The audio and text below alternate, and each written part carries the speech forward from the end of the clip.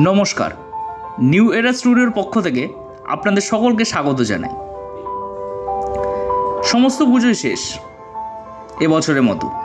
দুর্গা পূজাও শেষ, কালী পূজাও শেষ, জগদ্ধাত্রী পূজাও হয়ে গেল। তো প্রত্যেকেই আমি আমার চ্যানেলের পক্ষ থেকে জানাই শুভ বিজয়া এবং শুভ দীপাবলি, প্রীতি শুভেচ্ছা এবং আন্তরিক অভিনন্দন। পুজোর পর এটি আমার প্রথম গল্প এই চ্যানেলে। গল্পের নাম সনাতন সর্দার। গল্প বইটি আমি পেয়েছি শশীপদ চট্টোপাধ্যায় রচিত 50টি কিশোর গল্প এই বইটি থেকে। সমস্ত চরিত্রেই আছি আমি অভিষেক। তো শুরু হচ্ছে সনাতন সর্দার। সেকালে সনাতন সর্দার নামে এক দুর্দান্ত ডাকাত ছিল। এই গল্প কিন্তু তার সেই দুর্দর্শ ডাকাতি জীবনের গল্প নয়, সনাতনের ডাকাতি ছেড়ে দেওয়ার পরবর্তী সময়ের গল্প। 1297 সালে জন্মভূমি পত্রিকায় এই ঘটনার বিবরণ বিশদভাবে প্রকাশিত হয়েছিল। আমার এই কাহিনী সংগ্রহ সেখান থেকেই। ঘটনাকাল আশ্বিন মাস। বর্ষার পর শরতের শুরুতে নদী নালা খাল বিল পরিপূর্ণ। গঙ্গার জলও তখন কানায় কানায়। সে সময় তো এত ট্রেন, বাস ইত্যাদি ছিল না, তাই গোযান, পালকি ও জলযাত্রায় নিরুপায় হয়ে করতে হতো মানুষকে। যাই হোক, এমনি দিনে দুর্গাপূজার পঞ্চমীতে একটি পালতোলা নৌকা গঙ্গায় ভেসে তীব্র গতিতে উত্তরাভিমুখে যাচ্ছিল। নৌকাটা ভেসে যেতে যেতে একসময় শুকসাগরের ঘাটও পার হয়ে গেল। তখনও সূর্য অস্ত যায়নি। গঙ্গার জলে অস্তরাগের ছটা ঝিকমিক করছিল। সেই নৌকায় আরোহী ছিল মাত্র দুজন, একজন বাবু এবং অপরজন ভৃত্য। বাবুর বয়স প্রায় 40-এর কাছাকাছি। নাম কৃষ্ণকিশোর আচার্য। গায়ের রং ফর্সা, গোলগাল মাঝারি চেহারা, উন্নত ও প্রশস্ত কপাল। দেখলে সমীহ করতে ইচ্ছে হয়। কৃষ্ণকিশোর বাবুর বাড়ি হরিহরপুর। তিনি ছিলেন কলকাতার মুৎসুদ্দি। মোটা টাকা রোজগার করতেন। দেশের বাড়িতে দুর্গাপুজো হয়, সেই জন্য মহামায়ার মহাপুজো উপলক্ষে সেই মহাসমারোহে যোগ দেওয়ার জন্য তার আগমন। এবারে কলকাতার কাজকর্ম শেষ করতে একটু দেরি হয়ে গেছে, তাই পথঘাট ভালো নয় জেনেও তিনি পঞ্চমীর দিন অসময় যাত্রা করেছে, যাতে যেভাবেই হোক ষষ্ঠীর দিন সকালে বাড়ি পৌঁছতে পারেন তিনি। নৌকোর মাঝিদেরকেও বলে রেখেছেন তাড়াতাড়ি পৌঁছে দিতে পারলে মোটা রকমের বকশিস দেবেন। সেই জন্য মাঝিরাও নৌকোটাকে দ্রুত বয়ে নিয়ে যাওয়ার আপ্রাণ চেষ্টা করছে। বিরামবিহীন শক্ত হাতে হাল ধরে ডাট টেনে চলেছে তারা। বাবুর সঙ্গে যে ভৃত্যটি ছিল তার নাম সনাতন সর্দার। সে ছিল যেমনই বিশ্বাসী তেমনই বলবান। সবসময় ছায়ার মতো মনিবকে সে অনুসরণ করত। সনাতনও মধ্যবয়সী, তবে একটু খর্বাকৃতি, কিন্তু তার বক্ষ বিশাল, বুক নয় তো যেন লৌহ কপাট। হাত দুটো মুগুরের মতো গোল গোল এবং সুবদ্ধ পেশি বিজড়িত। চোখ দুটো জবা কুসুমের মতো লাল। ঘাড় অবধি কুঞ্চিত বাবরি কাটা চুল। গলায় রুদ্রাক্ষর মালা, কাঁধে পরিষ্কার একটি গামছা। সনাতনকে দেখলে জমের বুকও শুকিয়ে যায়।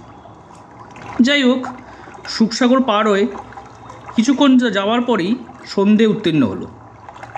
অন্ধকার ব্যাপৃত হলো দিক দিগন্তে।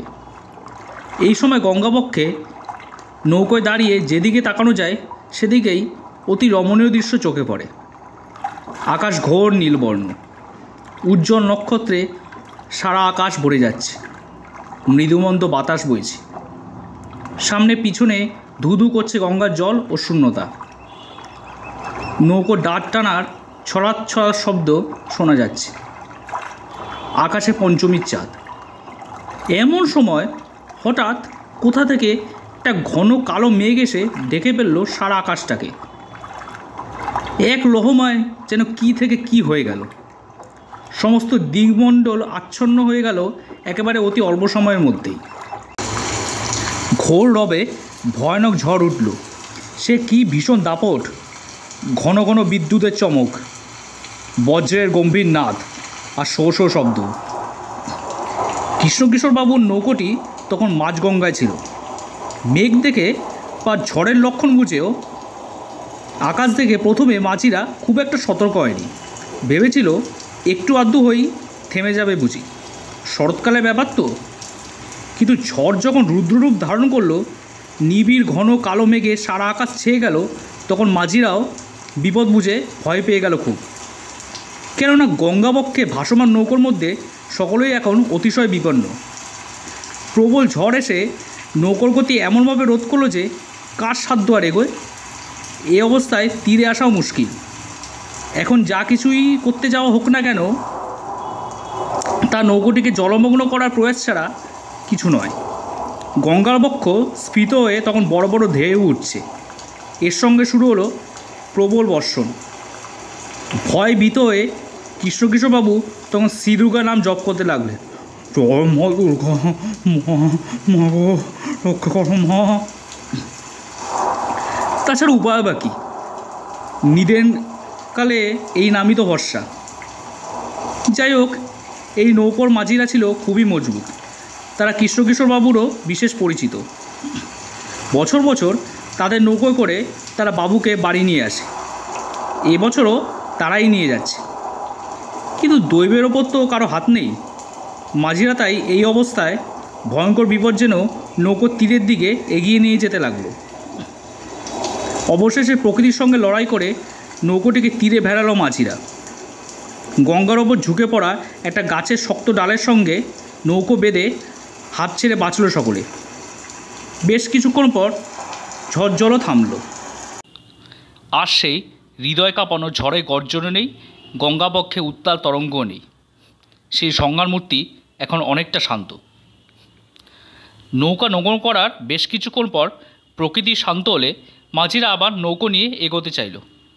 কৃষ্ণকিশোরবাবু বললেন, আজ আমরা এখানেই বরং বিশ্রাম দিই, কেননা আকাশ একেবারে পরিষ্কার নয়। যে কোনো মুহূর্তে আবার যদি শুরু হয় তাহলে বিপদের আর শেষ থাকবে না। মাঝিরা বলল, না বাবু, আমরা এখানে রাত্রিবাস করাটা খুব একটা ভালো মনে করছি না। কেন? যে জায়গায় আমরা নৌকো বেঁধেছি এর আশপাশের সব গ্রামেই ভয়ঙ্কর সব ডাকাতের বাস। দিনের বেলাতেই এখানে আসতে সাহস করে না কেউ, কাজে রাত্রিবাস এখানে অসম্ভব। সে তো বুঝলুম, কিন্তু প্রকৃতি শান্ত হলো, আকাশে কোনো ভালো মতো পরিষ্কার হয়নি। এ অবস্থা আমি কী করে তোমাদের নৌকো ছাড়তে বলি? একবার ঝড়ের হাত থেকে রক্ষা পেয়েছি, আবার যদি ঝড় হয় তো সবাই ডুবে মরব। মাঝিরা বলল, আপনি যা আজ্ঞা করেন বাবু তাই হবে, কেননা আমরা ডাকাতের ভয় করি না। আমাদের কি আছে যে নেবে? কিন্তু আপনার বাক্সে সোনা দানা টাকা কড়ি শাদি চাদর অনেক দামি দামি জিনিসপত্র আছে, গেলে আপনারই সব যাবে। কৃষ্ণকিশোরবাবু মাঝিদের কথা শুনে চুপ করে রইলেন। মাঝিরা যা বলেছে তা কিন্তু মিথ্যে নয়। যে সময়কার ঘটনা, তখন সুখসাগরের নিকটবর্তী অঞ্চলগুলো খুবই বিপজ্জনক ছিল। ডাকাতরা ডাকাতি করতে আসতো, অনেক সময় লুটপাট করে চলে যাওয়ার সময় সব কিছু পেয়েও মেরে যেত মানুষকে। তাই মাঝিদের কথা শুনে বৃত্ত সনাতনকে বললেন, সনাতন, শুনলে তো মাঝিদের কথা, এখন তুমি কি বলো? আমি কিন্তু আজ রাতে কোথাও যেতে ইচ্ছুক নই।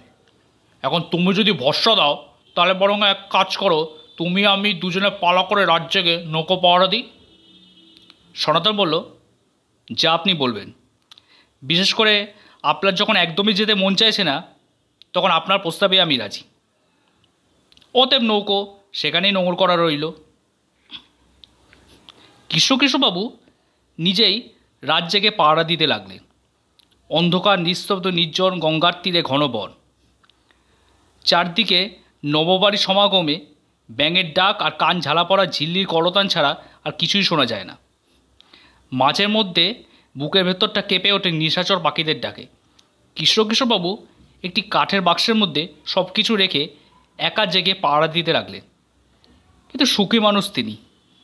2-3 ঘন্টা পরেই ঘুমে দু চোখ ধুলে তোলধার। তিনি তখন সনাতনকে জাগিয়ে পাহারায় রেখে নিজে নিদ্রা গেলেন। শোয়া মাত্রই গভীর ঘুমে ঘুমিয়ে পড়লেন তিনি। এদিকে বাবুর বাক্সটির সামনে রেখে সনাতন তার কর্তব্য পালন করতে লাগলো। ক্রমে রাত্রি গভীর হলো।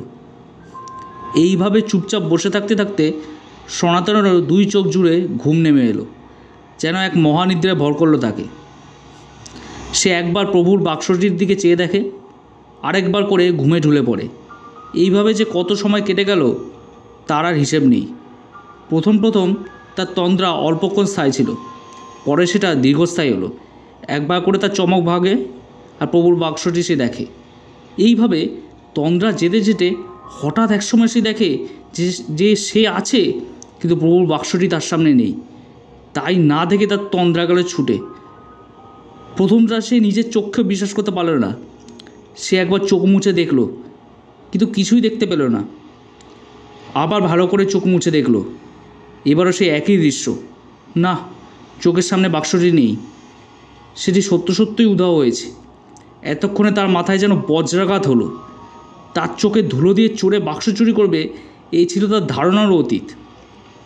চোরের এইরকম কর্মতৎপরতায় সে রীতিমতো বিস্মিত হলো, কারণ নিমেষের মধ্যে বাক্সটি উধাও হওয়া বড় সহজ ব্যাপার নয়। চোর যে অনেকক্ষণ ধরে সেখানে ওত পেতেছিল তাতে কোনো সন্দেহ নেই। স্তব্ধ সনাতন বেশ কিছুক্ষণ কিংকর্তব্য বিমূঢ় হয়ে রইল।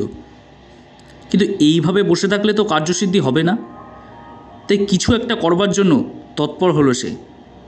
সনাতন জানত তার মনিবের যথাসর্বস্ব মানে সারা বছরের সঞ্চিত ধন ওই বাক্সের মধ্যে ছিল, এবং সেই সমস্ত রক্ষণাবেক্ষণের দায়িত্ব সনাতনের হাতে দিয়ে নিশ্চিন্তে নিদ্রা যাচ্ছেন।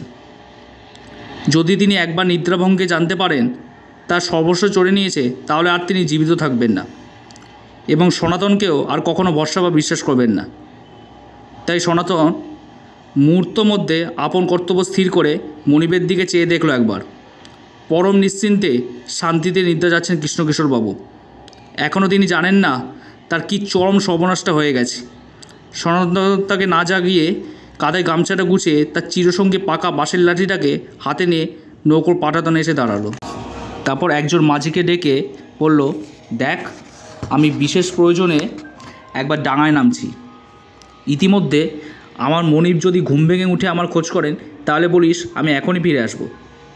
মাঝি বলল, এই রাতে আপনি কোথায় যাবেন? সনাতন ঠোঁটের কাছে তর্জনী রেখে বলল, চুপ, আমার মনিব ঘুমাচ্ছেন। বলি শ্রীহরির স্মরণ নিয়ে ডাঙায় নাম সনাতন। হরে কৃষ্ণ। তারপর ভাঙন বেয়ে ওপরে উঠেই দেখলো এখানে শুধু গহন নিবিড় মঠ ছাড়া মানুষের বসবাসের উপযোগী কোনো স্থানই নেই।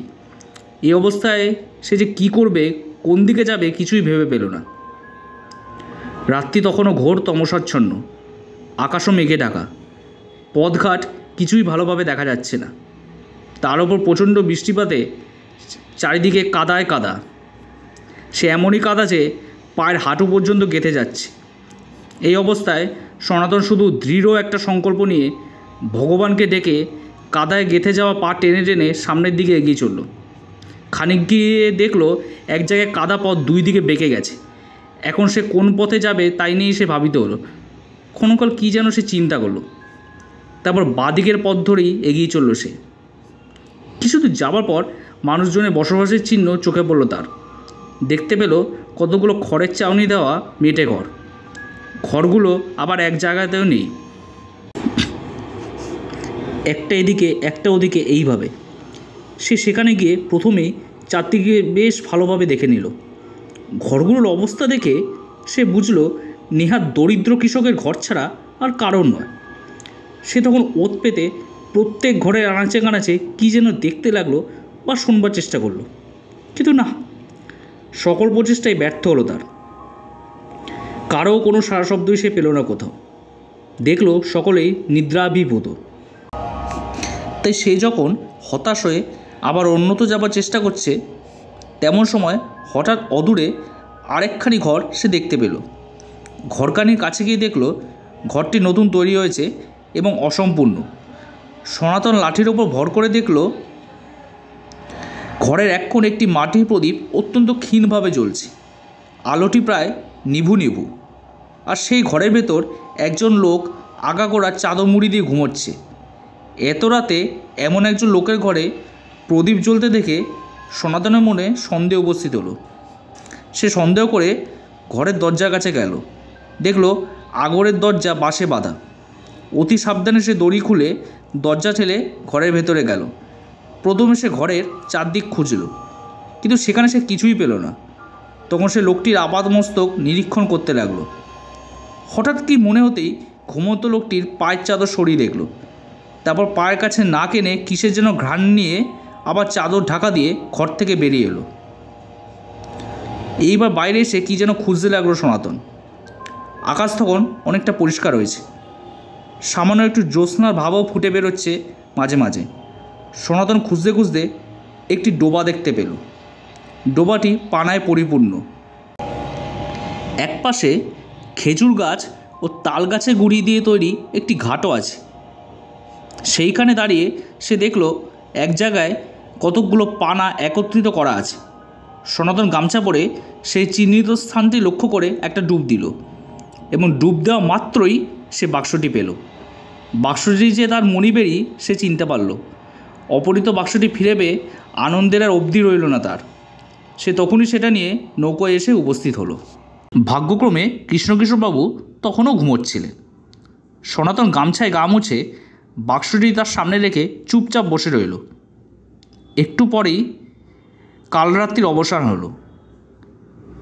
পাখিদের কলতানে ভরে উঠল চারদিক। সকালের নব সূর্যোদয় যেন সোনা ছড়িয়ে পড়ল চারদিকে। কৃষ্ণকেশববাবুর নিদ্রাভঙ্গ হলো। তিনি ঘুম থেকে উঠেই নৌকো ছেড়ে দেবার আদেশ দিলেন। সনাতন বলল, এখনই নৌকো ছাড়বেন না, এখানে আমার একটু কাজ আছে, কাজে একটু অপেক্ষা করতে হবে। কৃষ্ণকেশববাবু বললেন, আর ষষ্ঠীর দিন, বাড়িতে পুজো, নেহাত দৈব দুর্বিপাকই এক রাত আমি এখানে কাটিয়েছি, তাই আর এক মুহূর্ত আমি এখানে সময় নষ্ট করতে রাজি নই। সনাতন বলল, এতটা সময় যখন নষ্ট হয়েছে তখন আর 2-4 ঘন্টা সময় নষ্ট হলে এমন কিছু এসে যাবে না। আমি যেখানে যাচ্ছি সেখানে কোনো প্রশ্ন না করে আপনাকেও যেতে হবে। দয়া করে আপনি একবার আসুন আমার সঙ্গে। কৃষ্ণকেশববাবু সনাতনকে জানতেন। কোনো বিশেষ কার্যকারণ না থাকলে সময় নষ্ট করবার বা এই রকম পিড়াপিড়ি করবার লোক সনাতন নয়। তাই বিনা বাক্যবয়ে তার সঙ্গে চললেন। সনাতন কৃষ্ণকেশববাবুকে সঙ্গে নিয়ে সেই পানা ডোবাটার কাছে এসে উপস্থিত হলো। ডোবার ধারে অনেক তাল, খেজুর, অশ্বত্থ প্রভৃতি গাছ ছিল। সনাতন তার মনিবকে নিয়ে একটি বৃহৎ অশ্বত্থ গাছের গুড়ির আড়ালে ঘাপটি মেরে বসে রইল। কৃষ্ণকেশববাবু বিন্দুর বিষয়কেও বুঝলেন না এসব কিছু, বরং বাড়ি ফিরে যাওয়ার ছটপটানিতে খুবই বিরক্ত হয়ে বললেন, সনাতন, এসব তোমার হচ্ছেটা কি? অযথা এইভাবে সময় নষ্ট করার কোনো মানে হয়? এদিকে স্নানের বেলা হয়ে আসছে, এখনই স্ত্রীলোকেরা এখানে স্নান করতে আসবে, আমাদের এখানে বসে থাকা তো ভালো দেখায় না। সনাতন করজোরে বলল, আপনি এখানে বসে থেকে খুবই বিরক্ত হচ্ছেন তা বুঝতে পারছি, কিন্তু এতক্ষণ যখন রইলেন তখন আরেকটু বসুন। কৃষ্ণকেশববাবু অত্যন্ত শান্ত প্রকৃতির লোক, তাই তিনি কারোর ওপর রেগে গেলে বা বিরক্ত হলে তার আচরণে তা প্রকাশ পায় না। বিশেষ করে সনাতনের প্রভু পরায়ণতার জন্য তাকে তিনি অত্যন্ত স্নেহ করতেন, তাই তিনি আর সনাতনের কথার দ্বিরুক্তি করলেন না। কিছুক্ষণ বাদেই ডোবার ধারে একটা লোককে এসে দাঁড়াতে দেখা গেল। লোকটির আকৃতি কিছু দীর্ঘ, বলিষ্ঠ দেহ এবং ঝাঁকড়া চুল, পরনে একটু ক্ষীণ বস্ত্র, কাঁধে মলিন গামছা। তার আকৃতি এত ভীষণ যে রাতভিতে তাকে দেখলে লোকে অপদেবতা বলে ভুল করবে। যাই হোক, তাকে দেখে সনাতন উঠে দাঁড়ালো এবং তার কাছে গিয়ে বিজাতীয় ভাষায় কী যেন কথা বলল। কথা শেষ হতেই লোকটি মাথা নত করে অনুতাপের ভঙ্গিতে প্রণাম করলো সনাতনকে, তারপর যেমন এসেছিল তেমনই চলে গেল। লোকটি চলে গেলে সনাতন বলল, আমার কাজ শেষ, চলুন, আর আমাদের এখানে থাকবার প্রয়োজন নেই, নৌকোয় চলুন। কৃষ্ণকেশববাবু বললেন, তুমি এখানে কেনই বা এলে? কেনই বা লোকটির সঙ্গে দেখা করবে বলে এতক্ষণ বসে রইলে, আর কেনই বা চলে যাচ্ছ আমি কিছুই বুঝলুম না। তাছাড়া ওই লোকটির সঙ্গে তুমি যে ভাষায় কথা বললে বা উত্তর দিল, সেটাই বা কী ভাষা? সবই আমার কাছে অত্যন্ত রহস্যময় মনে হচ্ছে। সনাতন বলল, আগে নৌকোয় চলুন, সেখানে গিয়ে সব কথা খুলে বলবো। তাই হবে। কৃষ্ণকেশববাবু নৌকোয় বসেই মাঝিতে আদেশ দিলেন নৌকো ছেড়ে দিতে। সনাতন তখন পাটাতনে বসে মনিরকে সব কথা বলতে শুরু করলো। সনাতন বলল, এই যে দেখলেন ঝাঁকড়া চুলের লোকটি, আসলে সে একজন ডাকাত। কাল রাত্রে সে আপনার এই টাকার বাক্সটি চুরি করে নিয়ে গেছিল। এই কথা শুনে কৃষ্ণবাবুর মুখ পাণ্ডুর হয়ে গেল। বুকের ভেতরটা যেন ধড়াস করে উঠল একবার। তিনি বাক্সটির দিকে তাকিয়ে দেখলেন সেটি জলে ভেজা, তাই ভয়ে তার শরীর ঘর্মাক্ত হয়ে গেল। কিছুক্ষণ মুখ দিয়ে কথা শুনল না। একটু প্রকৃতিস্থ হয়ে তিনি বললেন, বলো কি সনাতন, এই বাক্সটি চুরি হয়ে গিয়েছিল? হ্যাঁ, আমি এই বাক্সটি পাহারা দিতে দিতে যখন একটু তন্দাচ্ছন্ন হয়ে পড়েছিলাম, ঠিক তখনই ওই ডাকাতটি বাক্সটি নিয়ে যায়। কৃষ্ণবাবু অবাক বিস্ময় চেয়ে রইলেন সনাতনের মুখের দিকে। সনাতন তখন কাল রাতের সমস্ত ঘটনা আগাগোড়া খুলে বলল মনিবকে। কৃষ্ণবাবু সব শুনে বললেন, কিন্তু ওই লোকটি যে চুরি করেছে সেটা তুমি কি করে বুঝলে, আর ওর পা তুমি শুকলে কেন? সনাতন কিছুক্ষণ নিস্তব্ধভাবে বসে থেকে বলল, আমি অনেক দিন আপনার বাড়িতে কাজ করছি বাবু। আপনি আমার মনিব, আপনার অন্যায় আমি প্রতিপালিত, কাজেই আপনাকে আমি মিথ্যে বলবো না। আপনার কাছে কোনো কথাই গোপন করব না আমি। বিশেষ করে এখন আমি গঙ্গাপক্ষে আছি, এখানে মিথ্যে বললে মহাপাপ হবে। আমি যে কে তা এতদিনের পর আপনাকে বলবো, কিন্তু দয়া করে আপনি যেন আমার ওপর রাগ বা ঘৃণা করবেন না। আগে যে চোখে দেখতেন সেই চোখেই দেখবেন। কৃষ্ণবাবু বললেন, সনাতন, তোমাকে আমি অত্যন্ত ভালোবাসি, তুমি আমার বিশ্বাসী। বিশেষ করে তুমি তোমার সাহস ও বুদ্ধির জোরে আমার যথাসর্বস্ব ফিরিয়ে এনেছো। আমি কখনো তোমার ওপর রাগ করি? তুমি তোমার কথা নির্ভয় আমাকে বলো। সনাতন তার জীবন বৃত্তান্ত বলতে শুরু করলো। আসলে এককালে আমি ছিলাম এক দুর্ধর্ষ ডাকাত দলের সর্দার। এই অঞ্চলের এমন কোনো লোক নেই যে বা যারা আমার নাম জানে না। সনাতন সর্দারের নামে বাঘে গরুতে একঘাটে জল খেত এখানে।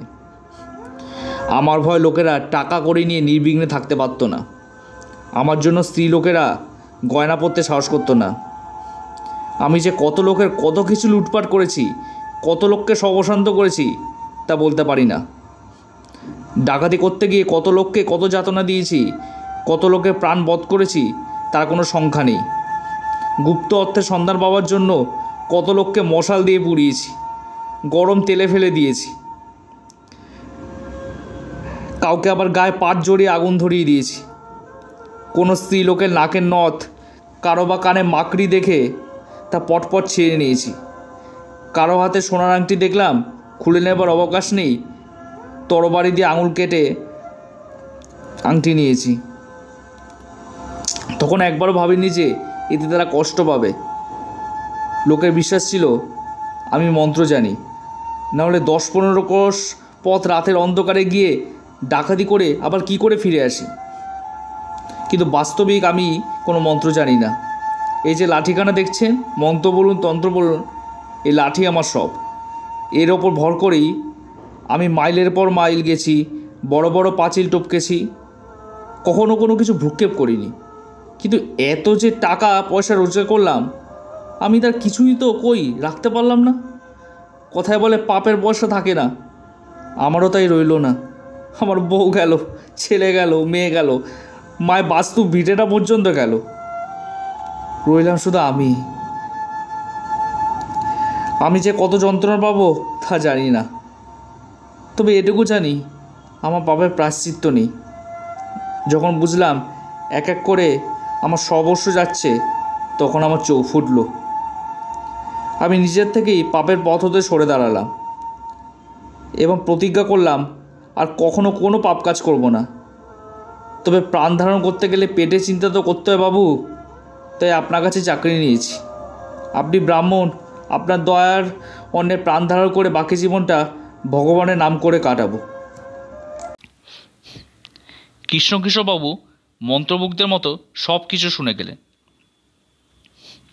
সনাতন বলল, এখন বুঝছেন তো রতনে রতন চেনে। কাজে আপনার বাক্স উদ্ধার করা আমার পক্ষে খুব একটা দুঃসাধ্য হয়নি। আমার সামনে থেকে বাক্সটি যেরকম চতুরতার সঙ্গে নিয়ে গিয়েছিল, তাতে যে তার খুব বাদরে ছিল সেই বিষয়ে সন্দেহ নেই। আর এই জন্য তাকে অনেকক্ষণ ধরে নৌকোর কাছে ওত পেতে বসে থাকতে হয়েছিল। যাই হোক, যখন আমি সন্ধান করে তার বাড়িতে পৌঁছালাম তখন তার ঘরে আলো দেখেই আমার সন্দেহ হলো। অবশ্যই এটা ভগবানের দয়া বলা যেতে পারে, কেননা সে বুদ্ধি করে আলোটা নিভিয়ে শুলে আমি কিছুই বুঝতে পারতাম না। আলো থেকেই বুঝলাম এইরকম দিন দরিদ্র চাষাভুষো ঘরে এত রাত্রে আলো জ্বলবার নিশ্চয়ই একটা কারণ আছে। এই সন্দেহ করেই আমি তার ঘরে প্রবেশ করলাম। যখন ঘরের চারদিকে খুঁজেও বাক্সটি পেলাম না, তখন ভাবলাম এইরকম চুরির জিনিস আমরা অনেক সময় ছাই গাদায় নয়তো পাকে পুঁতে রাখতাম। এই মনে করেই নির্দিত ডাকাতের পা শুকে পাকের গন্ধ পেলাম। ঘরের বাইরে এসেই ডোবারও সন্ধান পেলাম। আপনার জিনিসও উদ্ধার হলো। বাক্সটি ভারী ছিল। এর মধ্যে কাঁচা টাকা বা সোনাদানা থাকার ফলে এটিকে পাকে গুজে রাখতে খুব একটা অসুবিধা হয়নি, নাহলে কাঠের বাক্স তো ভেসে উঠত। তা সে যাই হোক, ওই ডাকাতটাকে দেখবার এবং আপনাকেও দেখাবার জন্য মনে বড় কৌতূহল হলো। সেই জন্য আপনাকে টেনে আনলাম ওই ডোবার ধারে, কেননা আমি জানতুম সকাল হলেই সে আসবে তার ওই চুরির ধন গ্রহণ করতে। আমার অনুমান ভুল হয়নি। আমি তার সঙ্গে যে ভাষায় কথা বললাম তা আপনি বুঝবেন না, ওটা ডাকাতের ভাষা। আমরা যখন নিজেদের মধ্যে কথা বলি তখন ওই রকম সাংকেতিক ভাষায়। এই লোকটি অবশ্য আমার দলে কখনো ছিল না, কিন্তু আমার নাম জানতো। সে বলল, আপনার নৌকোয় আমি আছি এটা যদি সে জানতো তাহলে সদল বলে সে এসে সারা রাত ধরে আপনার নৌকায় চৌকে দিত। না জেনেই ভুল করার জন্য আমার কাছে ক্ষমা চেয়ে গেল। কৃষ্ণকেশববাবু সব শুনে বললেন, সনাতন, তুমি যে ঘোর পাপী ছিলে তাতে কোনো সন্দেহ নেই। গরিব দুঃখীর প্রতি দয়া, দেবদ্বীজের প্রতি ভক্তি, পরের উপকার এবং ঈশ্বর চিন্তাই এখন তোমার মুক্তির উপায়। তোমার মধ্যে যদি অনুশোচনা এসে থাকে তাহলে পূর্বকৃত পাপের তাতেই প্রায়শ্চিত্ত হবে। কৃষ্ণকেশববাবু বলতে লাগলেন, সনাতন শুনতে লাগলো। যথাসময় নৌকা এসে ভিড়ল হরিহরপুর ঘাটে। কৃষ্ণকেশববাবু বিলম্ব থেকে বাড়ির সবাই দারুণ ভাবনা চিন্তা করছিল। এখন তিনি এসে পড়ায় ঘরে আনন্দের বন্যা বয়ে গেল। পুজো কয়েকটা দিন কেটে গেল বেশ ভালোভাবেই। তারপর একদিন কৃষ্ণকেশববাবু তার বন্ধুবান্ধবদের কাছে সনাতনের সে রাতের কীর্তির কথা খুলে বললেন। অবশ্য তার আগেকার জীবনের কথাটা বললেন না কাউকে। শুনে সবাই ধন্য ধন্য করতে লাগলো সনাতনের। বাবুর বাড়িতে সনাতনের আদরও অনেক বেড়ে গেল। কৃষ্ণকেশববাবু সনাতনের প্রভুভক্তি এবং সত্যতা দেখে কিছু জমিজমা লিখে দিতে চেয়েছিলেন তার নামে, কিন্তু সনাতন সেসব কিছুই গ্রহণ না করে শেষ জীবন পর্যন্ত একভাবে তার আনুগত্য প্রকাশ করে সেবাধর্ম পালন করে গিয়েছিল। তো শেষ হলো সনাতন সর্দার। সমস্ত চরিত্রেই ছিলাম আমি অভিষেক। গল্পটি ভালো লাগলে আমার এই চ্যানেলটি লাইক, সাবস্ক্রাইব এবং শেয়ার করুন, এবং আমার চ্যানেলের প্রতিনিয়ত আপডেটস পেতে বেল বাটনটি ক্লিক করতে ভুলবেন না। তো অপেক্ষা করে থাকুন আরও একটি নতুন গল্প বা গান বা কবিতার জন্য। ধন্যবাদ। শুভরাত্রি।